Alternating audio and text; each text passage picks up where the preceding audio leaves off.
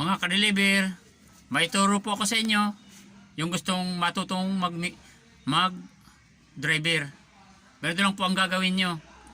Kung hindi nyo po alam ang pagpa-start ng makina,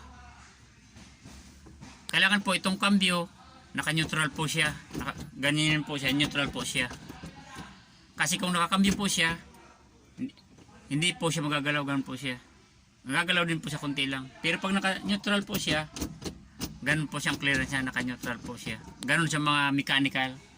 Ganito po ang mechanical. May clutch po siya, ito pang clutch.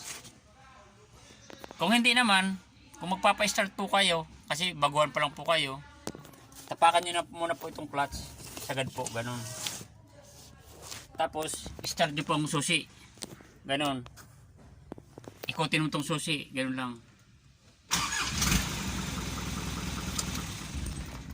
Ganun lang po.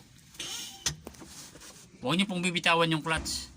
Tapos hanapin nyo yung neutral dito. Galaw-galawin nyo.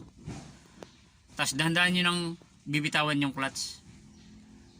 Kung nabitawan nyo yung clutch, yun na po. Hindi na tumatakbo, yun ang neutral po. Napakadali naman po mga ka-deliver.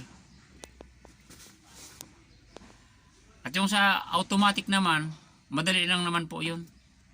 Kasi isang palang gagamitin po, dito lang yun. Silinyador, preno.